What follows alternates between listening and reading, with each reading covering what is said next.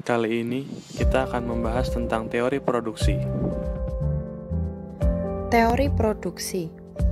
Teori produksi merupakan gambaran tentang hubungan di antara tingkat produksi suatu barang dengan jumlah tenaga kerja yang digunakan untuk menghasilkan berbagai tingkat produksi barang tersebut. Teori produksi dalam ilmu ekonomi dibedakan analisisnya kepada dua pendekatan. Yang pertama, teori produksi dengan satu faktor berubah. Yang kedua, teori produksi dengan dua faktor berubah. Teori produksi dengan satu faktor berubah. Hukum hasil lebih yang semakin berkurang merupakan suatu hal yang tidak dapat dipisahkan dari teori produksi. Sifat pertambahan produksi seperti ini menyebabkan pertambahan produksi total semakin lambat dan akhirnya ia mencapai tingkat yang maksimum dan kemudian menurun. Faktor produksi. Faktor produksi dibagi menjadi dua. Yang pertama, faktor produksi tetap, meliputi tanah, modal, dan keahlian keusahawan. Yang kedua adalah faktor produksi tidak tetap, yaitu tenaga kerja. Fungsi produksi menunjukkan sifat hubungan di antara faktor-faktor produksi dan tingkat produksi yang dihasilkan. Faktor-faktor produksi dikenal pula dengan istilah input, dan jumlah produksi selalu juga disebut sebagai output. Fungsi produksi selalu dinyatakan dalam bentuk rumus, yaitu Q sama dengan F dikali dalam kurung K, L, R, T,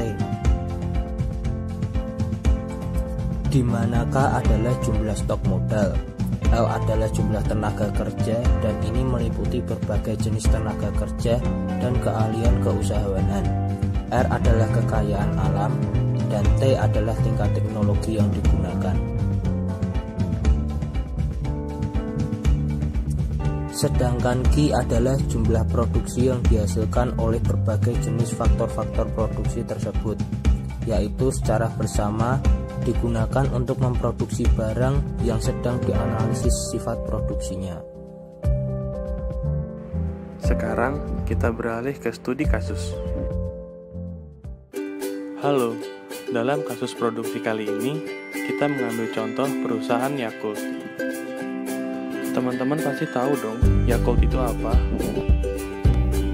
Yakult, minuman dengan slogan "Cintai ususmu dengan minum Yakult tiap hari", dipromosikan sebagai minuman yang baik untuk kesehatan. Yakult didirikan pada tahun 1935 dan kantor pusatnya berada di Minato-ku, Tokyo, Jepang.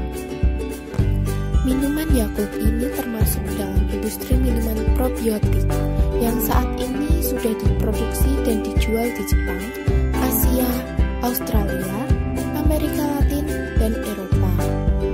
Di Indonesia, perusahaan pusat minuman Yakult dikenal dengan nama PT Yakult Indonesia Persada yang berada di Plaza PP lantai 7, Jalan TB Simatupang, nomor 57 Jakarta. Yuk kita cek tahapan produksi Yakult. Bahan-bahan untuk membuat Yakult adalah air, glukosa, susu bubuk skim, dan bakteri Lactobacillus casei shirotastrein. Tahap pertama dalam membuat Yakult adalah mencampurkan semua bahan utama ke dalam tangki pelarutan.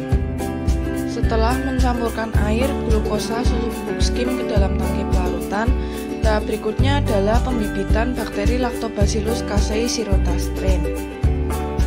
Bakteri dikembangbiakan dan ditampung dalam tangki pembibitan.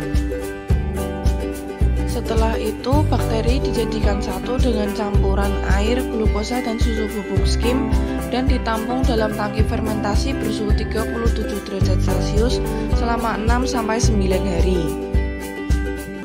Kemudian dilanjutkan dengan proses homogenizer dengan pengawasan ketat. Setelah itu, semua bahan di atas ditambah dengan sirup dan disimpan di tangki pencampur. Kemudian